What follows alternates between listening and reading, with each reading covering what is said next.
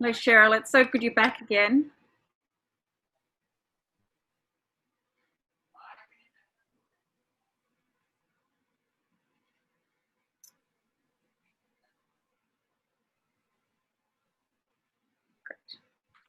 And remind people to leave comments and things like that too, I suppose.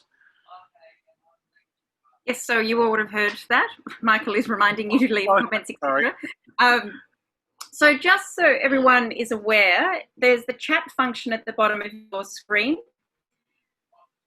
When you do send a message down there, just make sure you're on all panelists and attendees so that everyone can be in the chat.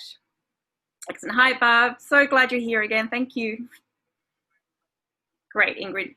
Oh, now, Ingrid, you've just said got it to just Michael and I. If you want everybody to be in the conversation, there's another drop down that's all panelists and attendees. Done. Perfect. Thank you.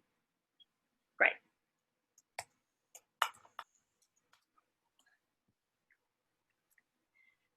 And as anyone that's been here to one of our book clubs before will know that we like you to message us as much as you can.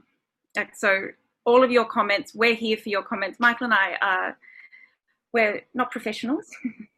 No. Certainly. But we have read the book. But we have read the book. And yes, so it is a conversation.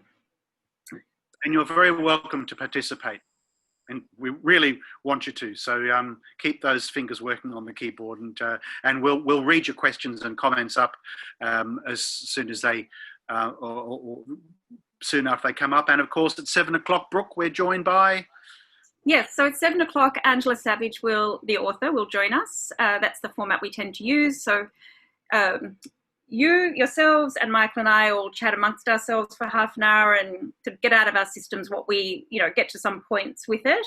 And then Angela comes in and answers questions that we may have and is actually the sensible one in the conversation. So that's not us. Not me anyway. All right, and if you don't mind, I'll just do a quick welcome to country, or acknowledgement, sorry, of country. So Yarra Valley Writers Festival respectfully acknowledges the traditional owners, the Wurundjeri people, as the custodians of this land. We pay respect to all Aboriginal community elders, past and present, who have resided in the area and have been an integral part of the history of our region. Thank you. And I guess we can start. So I'll kick off with this one. I loved it for many reasons. That there were moments in this book that I thought that it just made, I wanted to drink instant coffee with condensed milk in it. Like it was, and no one ever wants to do that, except when you're on the streets of Bangkok and someone is handing it to you and it's just what you drink. Like I could smell it. I could see it. I love that city. So I really enjoyed being taken there for the time that I was reading the book, especially as I don't seem to be able to travel in real time at the moment. So that was great in terms of from a travel log and being taken away from our current, was that your experience in PNG? Yeah, I get that. But it's, and the relationships is what I found intriguing, and the characters and how Angela created them. And also, I think from a really personal, subjective point of view, how I responded to those characters, I found quite challenging at times because, Meg really annoyed me at times. I found her obsession, and what at moments I read it as self-obsession, as really annoying. And then I had to check myself and think, hang on, what in you is triggering that response? Because it's not actually, I wasn't annoyed with her when I stepped back from it, but I thought it was interesting being and I thought that was the strength of the character, the strength of the writing, is that, I had some really emotional responses to some of the decisions and that sister relationship, and I wanted to side with Anna at times, and I wanted to, empathize with somebody else, and, it was great. It was, and I enjoyed that ride with those characters in that way, and I think that is because of Angela's writing. You know, there's that. I don't know whether that was an intention, but it certainly was a result for me. What did you find, Michael? I mean, the whole wanting a child. I mean, I did wonder how that played out for men as opposed to women. Is there a gender difference in that yearning? You know, I don't. No, it's funny. I wonder how many males have read this book, and I really enjoyed it enormously. The first thing I want to say is it's so nice to have read a story in this current times where nothing really awful happens. And I think we're sort of getting a bit fragile in what we're going through at the moment. So to read a story where basically everyone's doing their best, basically everyone is basically nice and dealing with their own lives in the best way they can, and more or less trying to do the right thing by people. It was such a relief to get there and say, oh, no one, the baby, oh, sorry to be a spoiler, I'm sure we've all read it. The baby lived. People did try to do the right things for each other. There was a lot of cultural respect, fumbling their way through, people really feeling their way through this situation. And nobody really knew what they were doing. And as the reader, you kind of felt in the same way. I wonder how I'd do that. I wouldn't have done any better than that. So, oh, God, I wouldn't have known all those sort of elements, all those moments when Meg makes the wrong cultural decisions. That's just what I'd do. As I said, look, and judging by our attendees tonight, and I think they're all women. No, not all of them. There are men. Oh, okay. Hi, everyone. I'd love to know what you thought of it, fellas who've read it too. The first 50 pages, it was like, this book's not for me.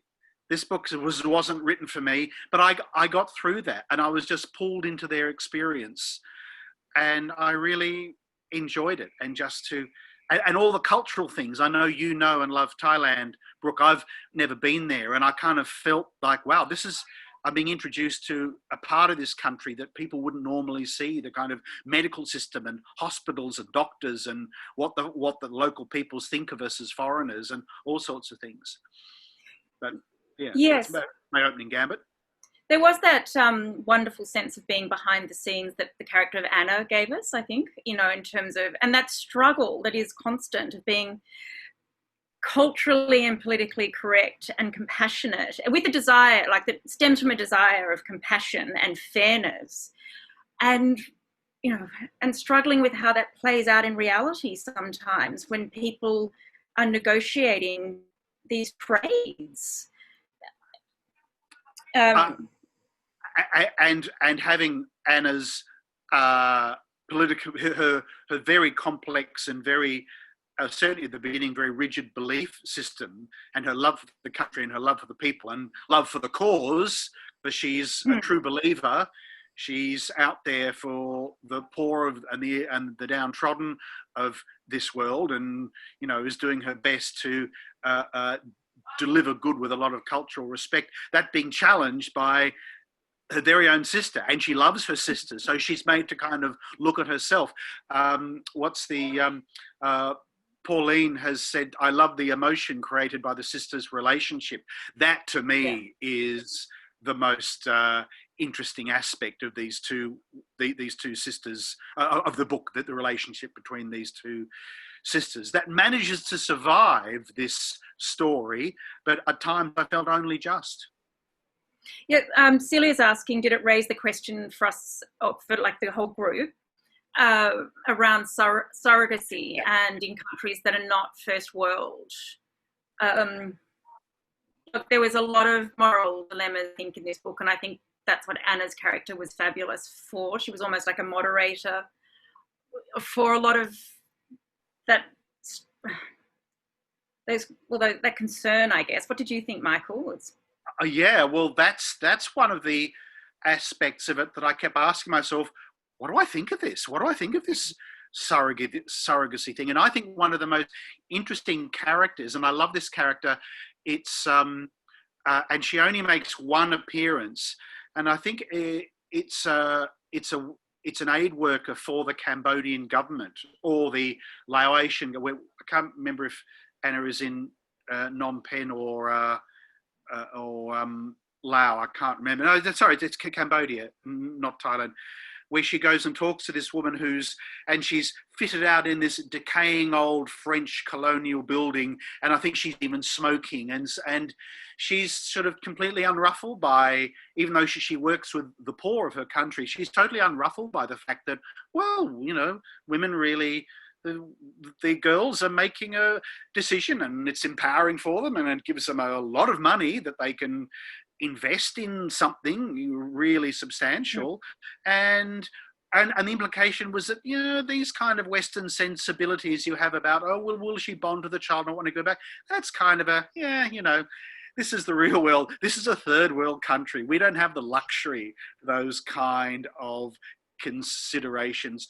And it took me back to the story, and they're quite sad stories. SBS has done them a couple of times, of Vietnamese babies, orphans who were delivered to Australia at the close of the Vietnam War. Mm-hmm. Now, of course, now adults, well and truly, some into middle age, and they go back to trace their original family, and they get the awful realization that really it's such a struggle to live, that your coming back into their life is really, it's great for them, but really, is there something you can do for me financially? And that's the main concern. They've got 5 other kids. They probably lost 3 along the way anyway. And that's what it's like. It was a challenge to my Western kind of attitudes towards what I would have initially been a kind of the horror of surrogacy, and it's exploiting people. And I was left not quite knowing what to think about it. Sorry, peripatetic in that answer, but you know what I mean. Yeah. I think that's right. I think in the end, it's Angela's writing about it is so fair, and Angela, I don't feel that book passed judgment on anybody. I don't think that there was any moral judgment being passed on anybody's behaviour at all. It was being shown to us, and we were observers of conversations and of decisions, and we got to witness some of the passage of time and the thought, and what had happened to get to that point. And so in that way, because there was no judgment in the book, I think that allowed us to feel our own judgment that sits in us as the reader. It was our own, so any judgment calls that we were feeling whilst reading the book, I think we had to recognise as our own. Which, yes, I think we were, and I think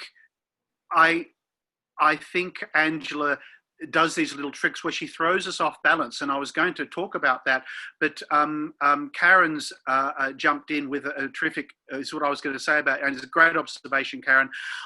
She says, I wasn't sure about the random Thai words in the middle of the text to start with, but by the end appreciated the cultural differences that the phrase has highlighted. I felt like, because there are whole sentences in Thai that you've got no idea what they mean, and you have to extrapolate the meaning from the succeeding paragraph or two. And I think that was a way of making us feel like slightly adrift in a foreign country. And also love it. We're joined by it's so nice to know Kirsten Kraut up there in Castlemaine, a highly respected Australian author. Hello, Kirsten. Thanks for being with us. I thought it was such a sensitive portrayal of all the characters and took me into a world I didn't know. I think Angela does a fabulous job doing that. Yeah. Yes. And the Thai language too. It sort of reminded me of, even when I read some of Hannah Kent's stuff in the past, I've done the same, where at the beginning of it, when there's a lot of sort of foreign names and language brought in, but again, I think it's highlighting our own resistance to that at times. And then by the end, it's actually highlighting the story as opposed to what's sitting in us before we enter that world. Does that make sense? I don't know that makes sense. Yes, no, that makes perfect sense. And unlike some books that largely, and this is, I think, probably 2/3, 1/3, most of it's in either Thailand or Cambodia, a little bit in Australia, but not much, I don't think. Unlike some books that are set in a foreign country, you really feel, even though it doesn't go into every aspect of the country, you really, I felt that I was over there. I didn't feel like I was reading about it from here. My imagination took me very firmly to being in that very foreign setting. And Meg's first reaction when she goes there, and it's like, oh my God, it's hot and I'm stressed and I'm kind of going mad about this whole baby thing anyway, and I'm at sea and nothing's familiar and what am I doing? I really felt that. I really felt that. And Kirsten, yes, she evokes all the senses. I couldn't agree more in a comment there. And Miriam. Anna, you're right. Anna was saying she wasn't going to shy away from the post-colonial global north-south divide dynamics in a story of this subject matter, which is true. And I think that's part of that judgment that, I expected to have that challenge, and I expected to be almost up for a bit of a struggle, a wrestle with that of, going into the third world country, buying our children and abandoning them. But bearing in mind, though, inspire that. Bearing in mind, though, culturally speaking, Thailand is very, very special in that it's one of the only parts of Asia that has never been colonized by anyone. The Japanese occupied it very briefly and didn't seem to have much impact there. But it's been the Kingdom of Siam for centuries. And unlike Cambodia, unlike Vietnam, unlike Laos, which was a French colony, Thailand has not gone through that experience, which is one of the reasons that makes Thailand such an interesting country.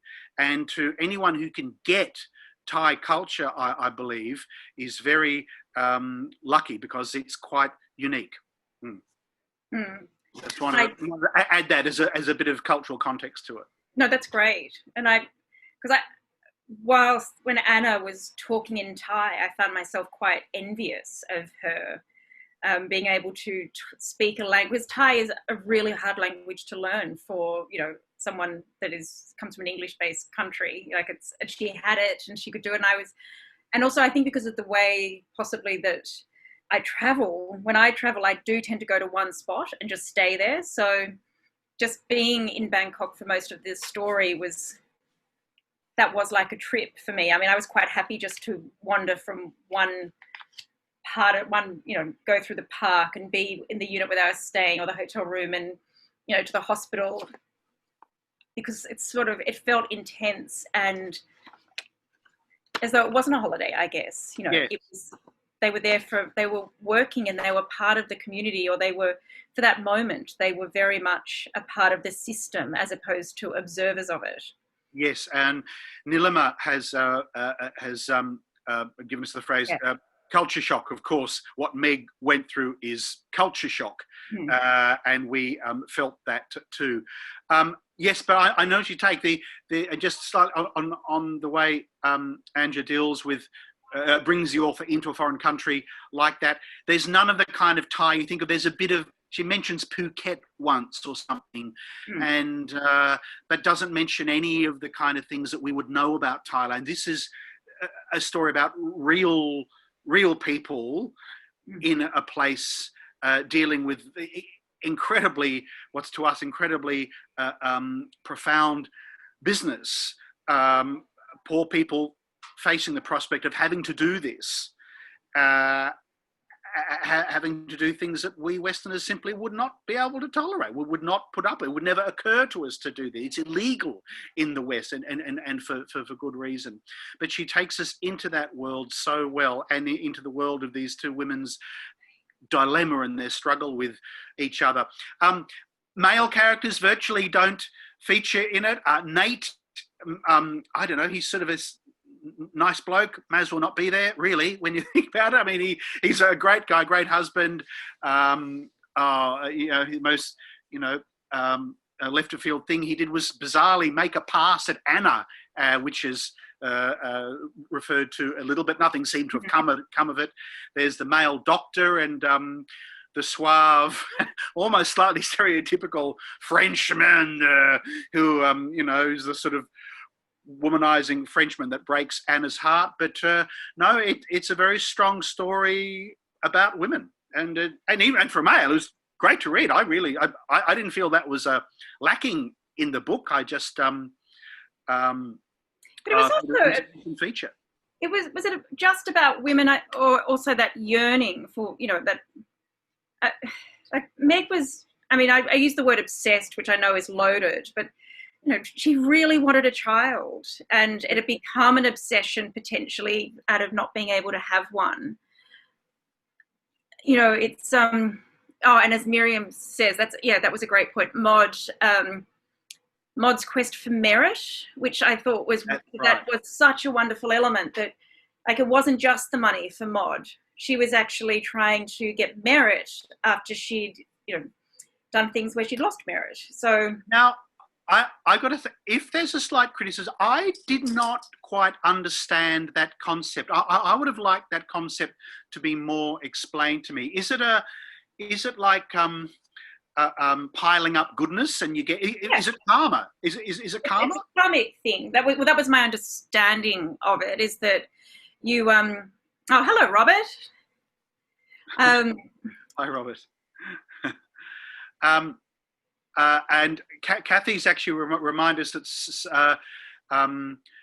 surrogacy isn't illegal in many US states. Several celebrities have had children through surrogacy and are open about it. Yes, that's absolutely Kathy true. would know, because Kathy is joining us from New York right now. Hi, Kathy. Hi, the Big Apple. Hi. 4:30 in the morning for you. Amazing. Oh, that's really nice. Yeah. But but I also think it shows that generosity. Well, I don't know that it's generosity, but it's just the way that other cultures work outside of ours, where, that gaining of merit and getting good tickets almost, that is as important as having the fiscal wealth. And I don't know that we have that as a broad-based cultural belief. I'm sure that there'd be certain religious groups within Australia, in our culture that have things like that, but I don't think it's a broad-based thing that exists like it does. We have it as many of us have it as a personal belief, but it's extraordinary that for us that such a notion is culturally embedded. Absolutely fascinating. Yeah. But Robert was saying that the things in the book had nothing to do with his life, except broadly, but it was Angela's writing that hooked him in, and the international surrogacy was in the peripheral vision, and Angela made me look head on, which, and I think that's probably for many people. I think international surrogacy for many of us in Australia is still, it's not a common thing. It's not that it doesn't happen, obviously, but it's not common. So, and why is that? And I think we hold judgments around it, whether we articulate them or not, as we've already discussed. And I think that's what Angela was great at, bringing that into the foreground and making us question them. And also, I think she showed us that sometimes if we don't understand things, it's rather than just judging it, it's probably, which seems so obvious when you say it, it's go and find out. Ask the people that, are involved. Ask the cultures that we're talking with, how does it affect them? When you were talking before, Brooke, about Meg's obsession, I think we can use that term, obsession. It had been a 10-year obsession. She'd been through the awful ordeal of IVF unsuccessfully. God knows. So that she didn't mention how much money they dropped, but it's thousands of dollars per pop. I know that. And she does. I kept wondering, oh boy, she's going to be a really fussy mother, is putting it lightly. One of those mothers that just really, this is the baby I've wanted, and I'm going to mother it to the nth degree. And so, I'm glad. Angela put in that moment where she decides to take a step back and has that moment of awareness, saying, "Oh, gee, I have been pretty obsessed about this," and it's when she's riding in the Thai cab with no seatbelts and is holding Pearl, the new baby, and she decides that, well, all I can do is, you know, as every parent goes through, you can't protect your child from the world. You have to just equip them to deal with it as best you can.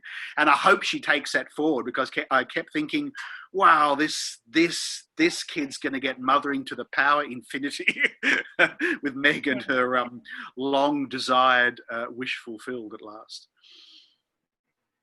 Yeah, I know. And but what is it that makes us have those assumptions, or even think that it's bad, or sort of say that in a slightly scathing way? I mean, because I know I thought at times too, oh God, you're going to be obsessed with the child now. And I was like, Brooke, you're right. Like, so what if she is? Like, she'll love it and look after it. That's not such a bad thing. And if you've got time to be obsessed with your child, well, good on you. That's great, isn't it? It's better than ignoring it.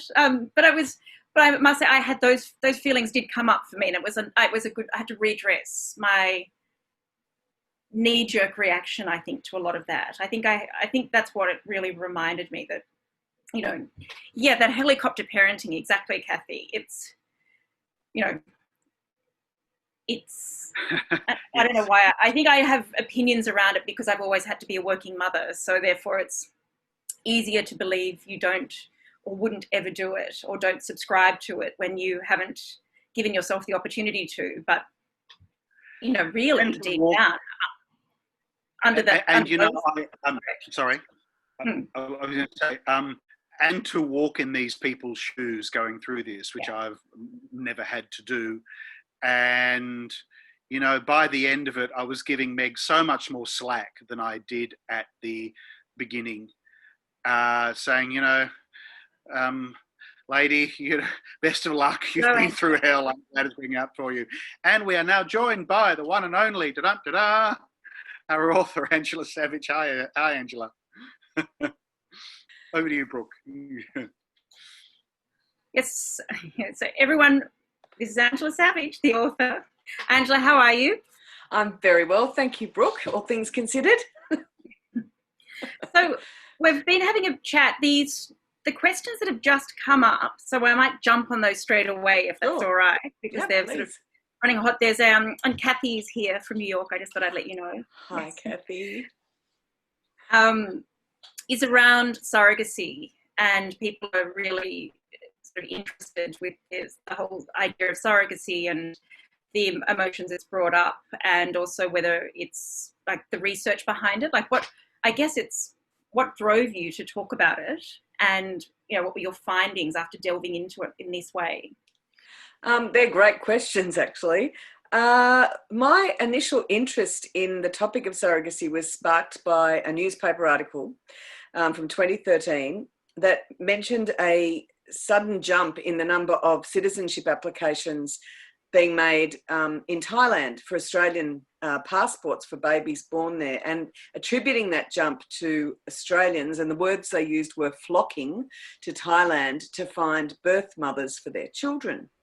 And this kind of language just immediately caught my attention. I've had this long-standing interest in Australia's relationship with Asia, particularly Thailand, and a long-standing interest in sexual and reproductive health as well.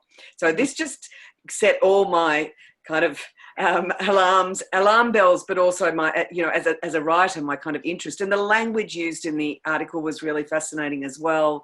The strongest word in it was the word abhorrent, and it was actually someone arguing for the introduction of paid surrogacy in Australia and saying parents find it abhorrent that they should expect someone to do that for free. And I was thinking, whoa, of all of the things you could find abhorrent or problematic about this, the idea of not paying for something, shouldn't be marketising it. Yeah, so this just set me off really on a train of research, and I ended up enrolling in a PhD in creative writing in order to write the novel in that context. So I spent a significant amount of time researching surrogacy, and I I came to the sort of, I got to appreciate that within the academic research and within the media, there were sort of three camps of belief or opinion around surrogacy. On the one hand, at the end of the spectrum, you had the abolitionists who were completely opposed to surrogacy in all its forms, particularly commercial surrogacy, but they were basically against surrogacy was oppressive, a form of oppression, and need to be abolished. And then at the other end of the spectrum, you had this kind of free market language, it's a win-win, it's childless couples in wealthy countries support women with, reproductive capacity in poor countries, and everybody wins. And very, lots of kind of success stories and stories of overcoming the tragedy of infertility and while women in the source countries for surrogate motherhood were overcoming their poverty and all this kind of stuff, that kind of language. And then in the middle you had what I would call the sort of harm reductionists. So these were a lot of legal people, a lot of kind of human rights writers who would argue that look, surrogacy can go either way, and it's all about the protections that you put in place to make it work and reduce the harm associated with it. And each of these positions was kind of intractable, and each of them had their own inherent shortcomings for me as a reader of this material, and also each of them seemed to be built on a hierarchy of grief where you put one person's pain above another person's pain. And so I went to fiction. I went to write fiction as a way of circumnavigating all of that, and it was a way of addressing what I saw as the shortcomings of those three distinctive camps, and a way of trying to humanize and empathize with every single party involved in those processes. I think you do that last bit really, really well. Thank you.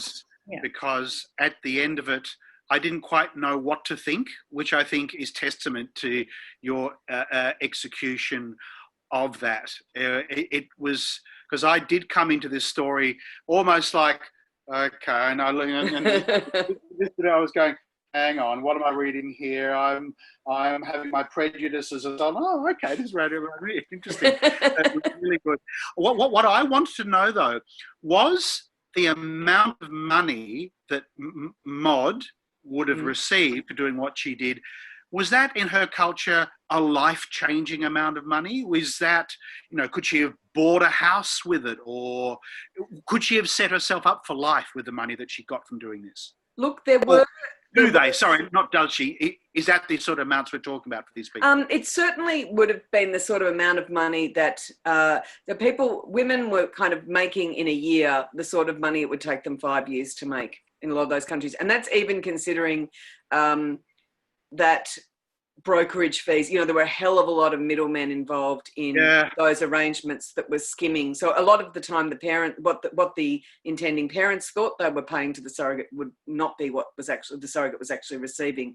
And it was often in those brokers' best interests to keep the surrogates and the intending parents apart, so that they wouldn't know those sorts of things.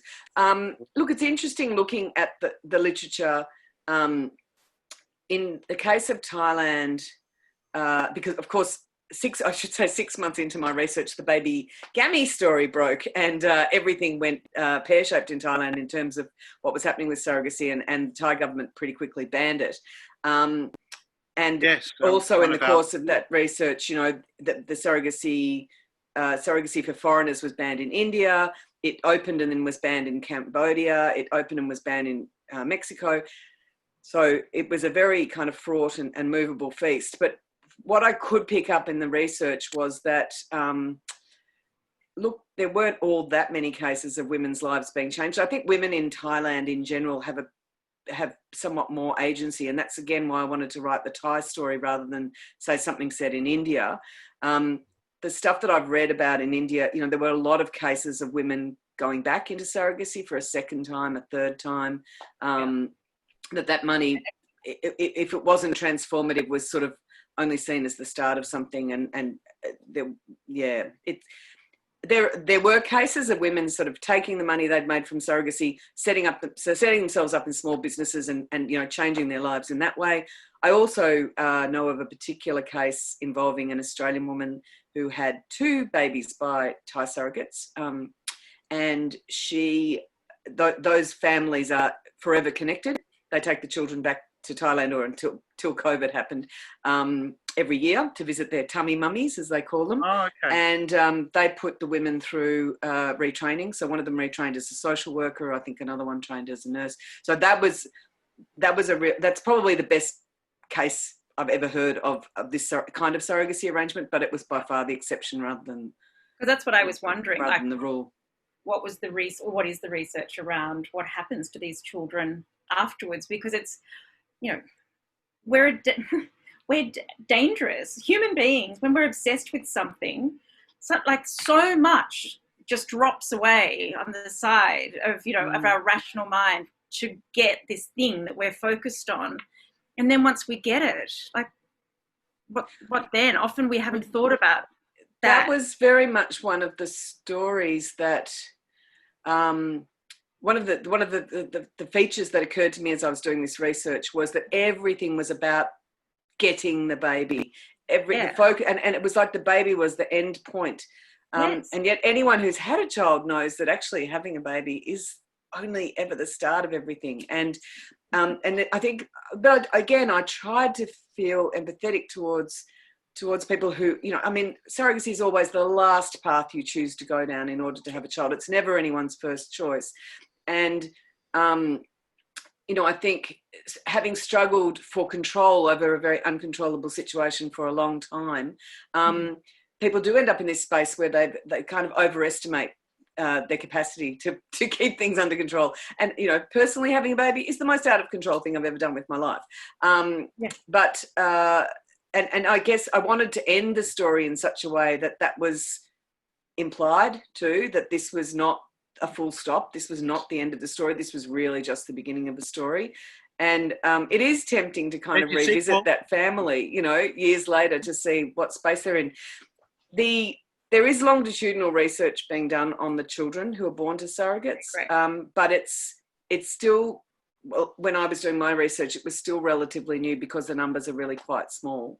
Our most famous case in Australia, of course, is Alice Clark, who's now in her 20s, and she does kind of appear periodically in the media, and she's very articulate.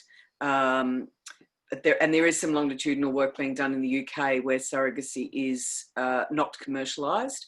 And the research that I have read suggests that the children born through surrogates are as well adjusted, if not slightly more so, than average kids. But, again, that study wasn't longitudinal. There were very few teenagers involved in it. Sure. Certainly the research shows that the earlier the children are briefed on their birth story, their story of their origin story, the more settled and comfortable they are. The real trouble arises when that's kept from them and they discover it later in life or by accident. Sure.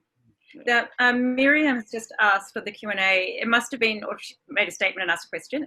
It must have been stressful writing about a topic that was so fast changing in the real world as you wrote it. How did you reconcile whether you would try to keep up with the current events and legislation? That is a great question, Miriam. And it was like, would you all stop? There was even an Australian government inquiry during the period of my research, though that, I have to say, gave me the excuse to get a 6-month extension on my scholarship, because I was able to say, the findings haven't been handed down. I need a little bit more time. The findings were handed down and the recommendations were made and never, ever actioned. So look, I guess, yes, you do have to put, you do have to draw a line around it in PhD research anyway. The really tricky thing for me was the literature review part, because there were novels coming out about transnational commercial surrogacy in my final year. And I had to that was actually where I had to call it most strongly and say, okay, I can do this, but after that, don't tell me if anyone else releases a novel about surrogacy. This is it. We've got to draw the line here. But it was actually to be honest, it was quite exciting. I think the flip side of that was actually very exciting doing research in such shifting terrain. I think I even used the term shifting terrain in my PhD title, because it was, uncharted territory, again, to extend that metaphor. And so that was exciting because there wasn't a lot of scholarly work on it. So I could kind of pioneer some of that work. And when you write a PhD, it's about creating new knowledge. Yes. So that was exciting in that aspect. Now, Kathy has just said that there are complexities in a lot of lawsuits here in the US. Sometimes women who are the birth mothers are treated as invisible by the people who hire them, not treated respectfully. Also, pregnancy isn't easy and has a lot of risks, as does childbirth. A woman died recently in the US during childbirth, and she was the birth mother. So to take the risk means one needs to be very motivated or need the money. And I guess that was in response to people asking about whether, is this, because we were saying earlier that in Thailand it was a choice for these women, but if you're in poverty, is it actually a choice? So where does that choice come in? And just to add to that, and who are we? And I think you explore this, Angela. Who are we as relatively wealthy Westerners? Who are we to actually start to say, well, you don't have the right to follow this kind of path? It's quite complicated, and I really love the fact that you don't give us all the answers, Angela, because it's too complex to tie it up with neat little bows, and you don't do that, which is great. But sorry. Thank you. No, thank you, Michael. I mean, needless to say, that's exactly what I was intending. That was the place I wanted to get to with the book. I wanted to be, I wanted to leave that decision making in the hands of the reader.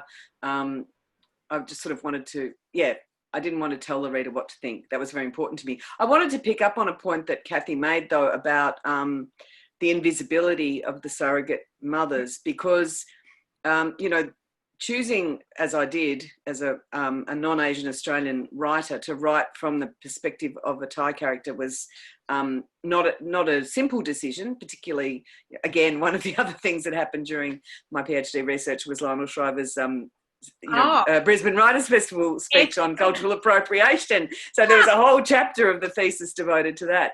But I did examine my motives really carefully, and the main reason for writing that character was that not to have written her, to have only seen that surrogate through the eyes of the Anglo-Australian characters, would be to other her and keep her at a distance, which I would argue is what enables that kind of surrogacy arrangements to take place. You could go onto before they were shut down, you could go onto the surrogacy websites, the Thailand surrogacy websites, and they wouldn't feature an image of a Thai woman, or if they did, it would just be a pregnant belly. So there's kind of amazing capacity to erase the women out of the scenario altogether. And that in itself then doesn't acknowledge the risk of pregnancy, the physical labour of pregnancy.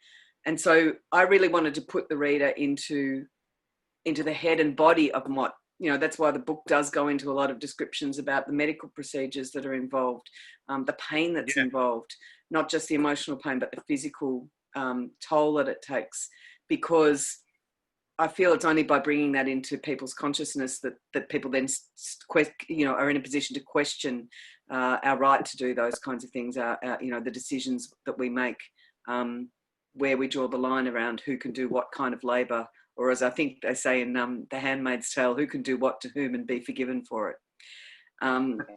So that was quite deliberate, and that was a real attempt to address that invisibility.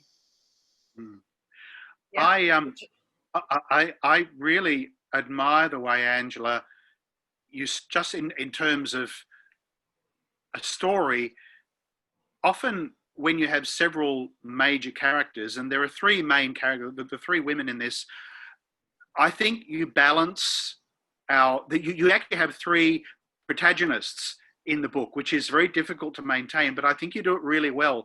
My interest in the stories of these three characters never wanes, and I think that's a real achievement. And you also manage to, I think, to peel away at the characters. Like my first impression of Meg and Anna, Anna, do-gooder, lefty flake, annoying.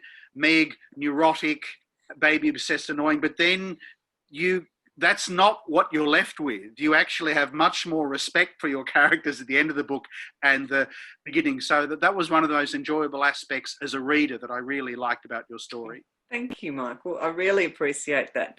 It is such a, I remember with the early drafts of Meg's character, and I was thinking, oh, is she just going to be too unlikable? And I don't mind unlikable characters. I quite enjoy reading them, but I also was, as I say, sort of trying to write a novel where there could be empathy for each of the parties involved. And I felt that if she was, actually, that said, I sort of did make her less likable in the later drafts than I made her in the early drafts, but I think it just worked because we did get caught up in that emotional journey with her. And and I think I think even if the urge to have children isn't universal, it is primordial. It is one of those urges that crosses all kinds of boundaries and barriers, and I think it can't be denied. And I think that's where the sort of abolitionists around surrogacy get it wrong, because it's like you can't rationalize this one away. So we have to actually deal with that urge. We have to deal with the power of that urge.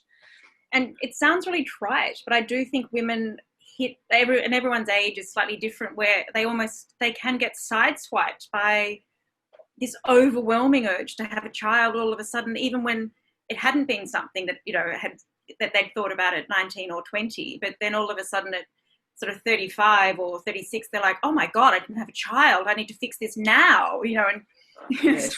right now. Yes. But I think when you see that and when you hear that or have it, it's like, it just is a reminder that we are, we're kind of feral, really. We're animals. Absolutely. And the real tragedy is that most infertility in this country is preventable. Most of it is caused by undetected and untreated STIs. And because of the sort of, all the kind of issues and shame and stuff around that, I mean, there are very few cases of women who are actually born physically unable to birth children, and that, they're obviously in a class of their own, but a hell of a lot of infertility is caused by either endometriosis, which is woefully under-researched and undertreated, or STIs that are asymptomatic, that lie dormant and that do all the damage to the fallopian tubes before you even know you've got it. So I'm saying that because that bit is my soapbox. That is one thing I did want to write a book like this in order to somehow put some of that stuff on the table, because I think the IVF industry is so powerful in this country. It is insane that an industry that has a 70% failure rate manages to grow financially at around 10% a year. And that's because it preys on this kind of desperation, and I think it's about also where that R&D money and that wealth in the health system, particularly even specifically in the reproductive health system, is directed where it could be directed elsewhere. And they say, I remember I was doing radio a few years back. We went into this down in Hobart. They're so reluctant to get the IVF industry is to get to the point where even when you suspect they know it's hopeless, to say, stop trying, you've done enough. It's terrible. So true. I found it quite unconscionable. What do you think, Angela? Oh, absolutely. Michael, I read a wonderful memoir by Julia Lee called Avalanche during the course of my research. And Julia's book is about her brief journey to try and have a baby between about the ages of 38 and 42. And in the end, it was her sister who said to her, I think you need to find another way to be happy. No one in the industry, and I've heard this story time and time again, no one with a pecuniary interest in you staying on board will ever say to you, it's time to give up. It's time to stop. Instead, they just keep throwing, and they throw, some of the stuff that's thrown at women, some of the options are just frankly untested, potentially dangerous. But again, and it's sort of so psychologically manipulative, because you're saying, but if I don't give it my best shot, well, how can I live with myself if I haven't tried every single thing? Well, every single thing could go on forever, potentially. And yet at the same time, I am a harm reductionist at heart, because I know that once you open, the technology's far outstripped the ethics, the legalities, all of these kinds of things in these areas. And yeah, so I know you have to be kind of very pragmatic and realistic about how you can actually intervene. And for me, you know, I'm a big picture person. So the intervention I would most like to see is women being empowered with that information about fertility and infertility and being able to do something about it. Have you done or seen any research done on women that go through the IVF program? Because I mean, anecdotally and, you know, bits and pieces I've read, which is sort of, it's not hard research by any stretch, but there just seems to be this reoccurring theme of women almost losing their minds in the process of using IVF when it doesn't work, and like leaving it, you know, just broken as people, and, you know, relationships breaking up because they've just been strung out for so long. And I just look at that and think, that's it's irresponsible and dreadful on so many levels, but the IVF, these teams of practitioners shouldn't have allowed people to get to that point.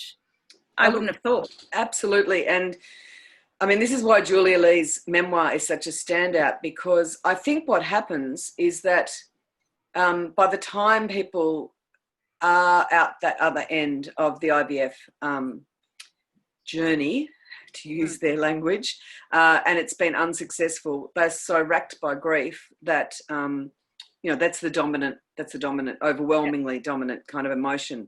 Whereas Julia Lee has managed to maintain the rage. So she's held on to this kernel of anger about what she went through. And that's what she puts into this memoir. That's what she puts into her writing. So it's a very, very powerful work, and I do recommend it. And I've talked about this with other women too. I think other women who've been through this experience, and other artists in particular, who have a really interesting take. And, you know, one woman said to me, she feels like a bad feminist because she wants a baby so badly. And, you know, so that also, there's also a kind of element of shame. And again, you know, people give themselves permission to ask the most outrageous questions and make the most outrageous assumptions when it comes to reproduction and reproductive health. And I think all of those factors contribute to the silencing of women who've been through that experience. Yeah, so it's something I would really like to see change. Sorry, a couple of our guests have been commenting, Angela, decrying the difficulty of adoption laws, both here and overseas. Do you want to speak to that for a little bit? Look, it is a fraught area. I looked a little bit at adoption as part of my research, but it's not the same as surrogacy, because adoption is sort of something that happens after the fact, whereas surrogacy is kind of a deliberative creation of a child. So hard to adopt. I think that's and I think that's it. You know, again, it is extremely difficult. It's very difficult in Australia. In Australia, you can only adopt from countries that are signatories to the Convention on the Rights of the Child. If you adopt from a country that's not, you can be stuck in that country with the child you've adopted, even if it's a legal adoption under national law.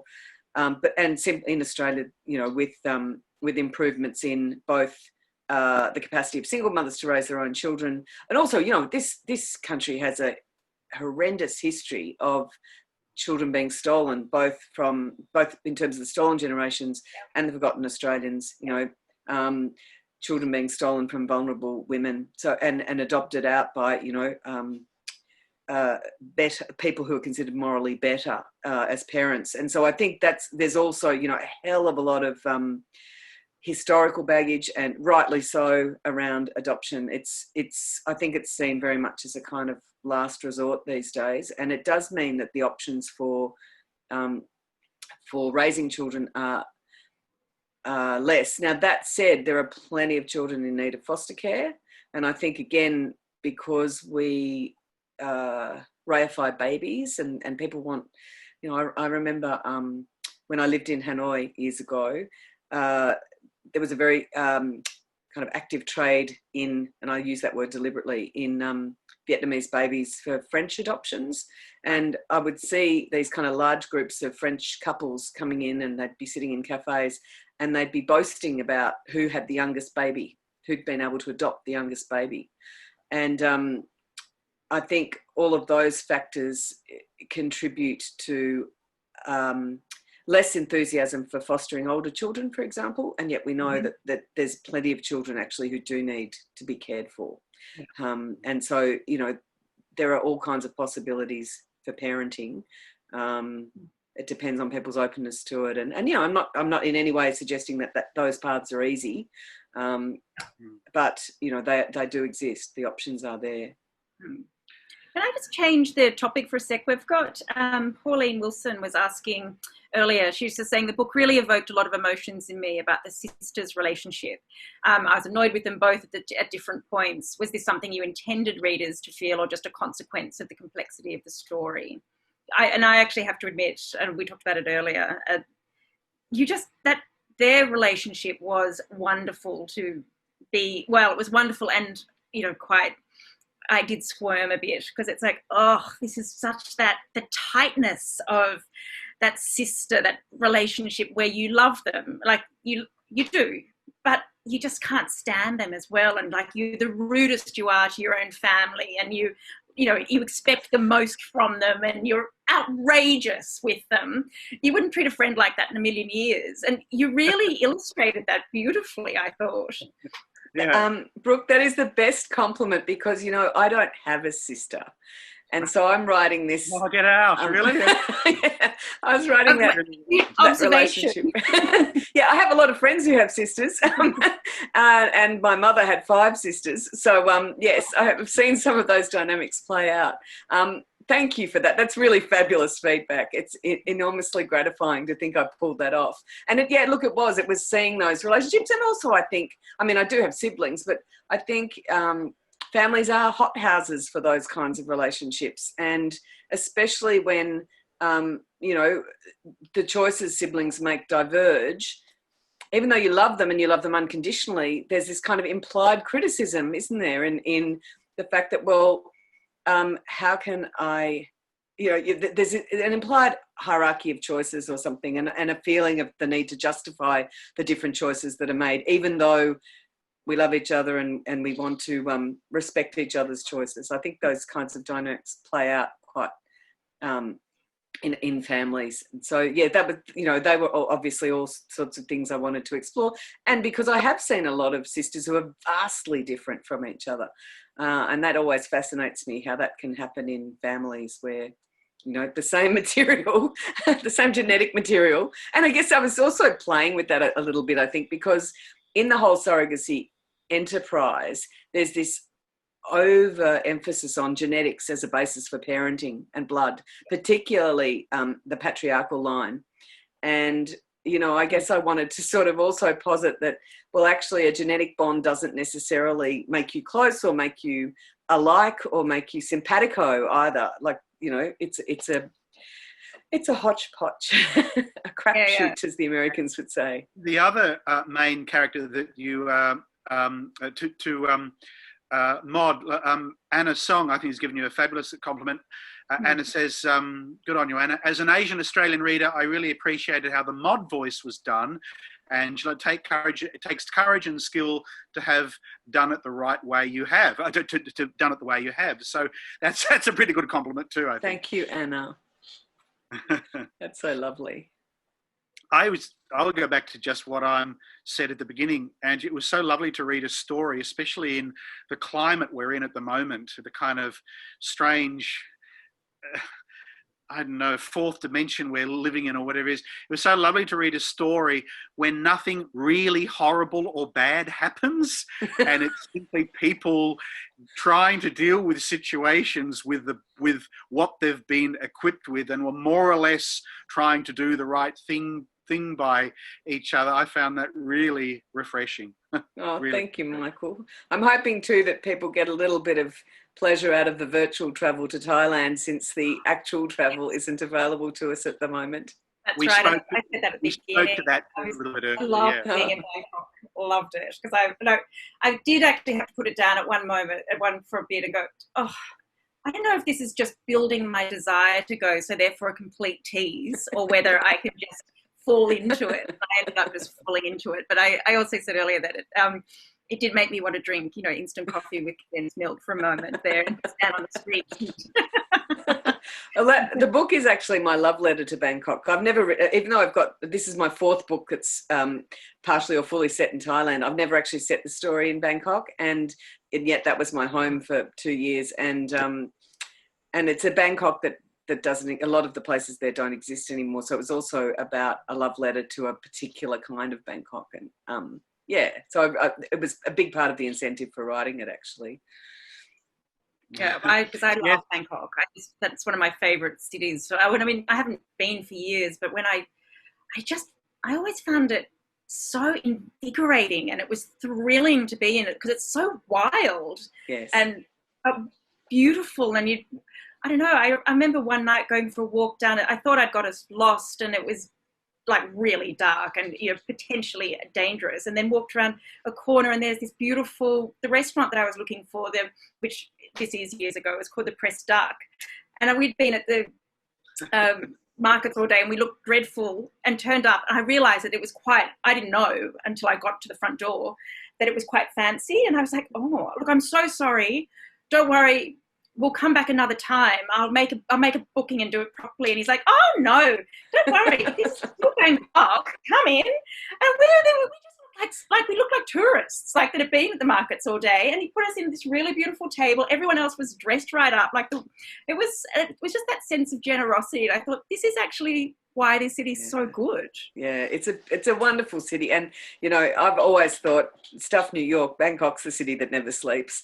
You can be there at any time of day or night and there'll be something wonderful happening somewhere. Yeah. All right. You want to go? Do you want to go, Michael? Yeah. No, I just say it made me want to go there, and I know we're running out of time. I just want to make, because I know the little characters in books often get when a writer puts them, they often get overlooked. And I know I mentioned it before, apologies to everyone, but I love that single vignette of the character, the woman who worked for the Cambodian government, and she gets visited by Anna, and she's in this sort of slightly decaying French villa, and has that wonderful attitude that takes Anna back. So, well, it's your Western sensibilities that are telling this, that the Thailand girls don't really care about all this. They're just happy to get the money. So stop worrying about it. I mean, I'm sorry, I'm mangling your words, but it was such a wonderful cameo to come in and out of the book. And that as a reader, it's one of the images I'm left with. So good on you. Thank you. Thanks, Michael. Oh dear. That was, I have to confess, that was modelled on on my closest Thai friend. She always sets me straight. Yeah. All right. Well, I'm torn because I actually wanted to keep talking about the sisters, but we are getting into time.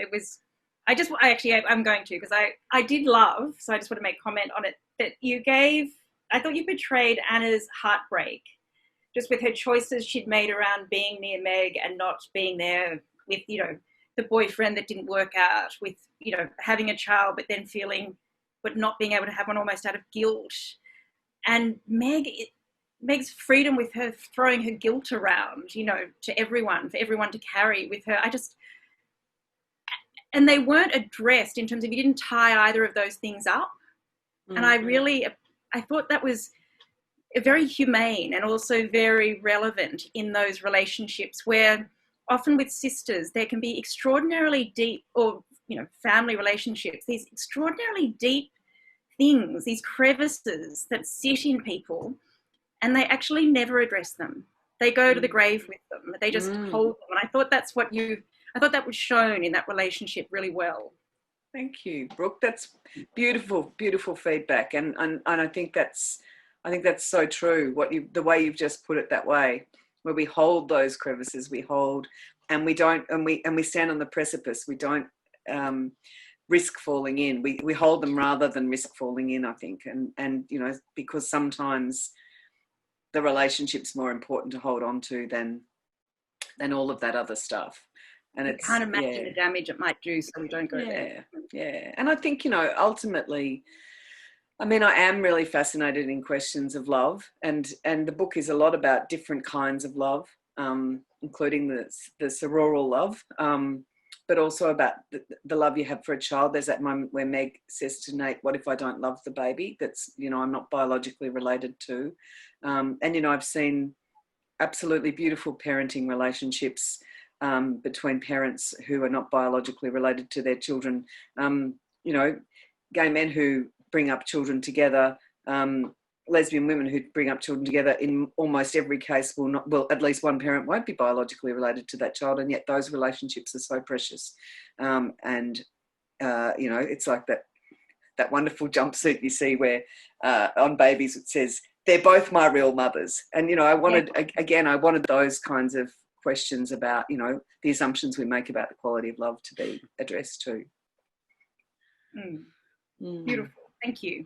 Well, thank you for joining us tonight, Angela. It was such a treat. And, you know, My pleasure.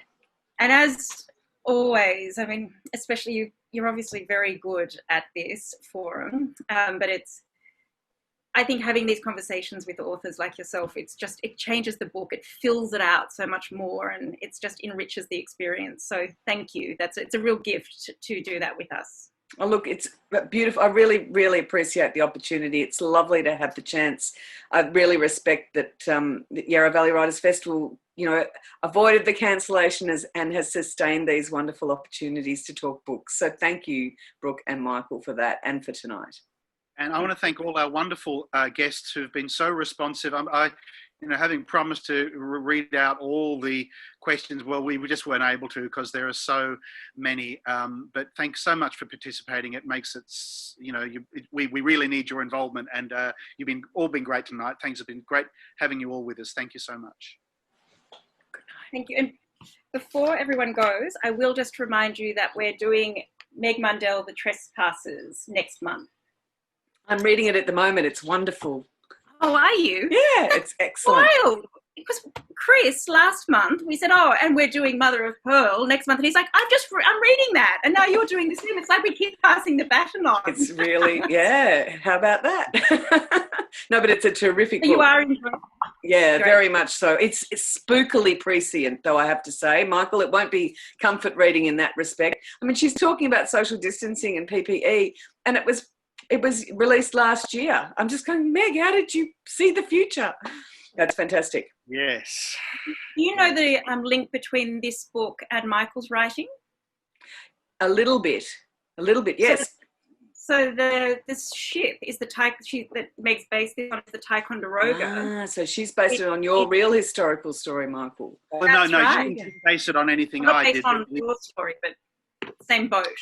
Wow, fantastic. And that was the plague ship. It was riddled with plague, and the ship's doctor was my great-great-grandfather. So that's what I wrote a book about. Fantastic. Oh, well, I must get to that one after I read Meg's. Fantastic. All right, we'll hold you to that. All right. Well, thanks, thank you, everybody. And thank you again, Angela. It was so lovely to have you. And thanks so much to everyone for the wonderful comments and questions. Really enjoyed seeing you. Bye. Bye, everyone.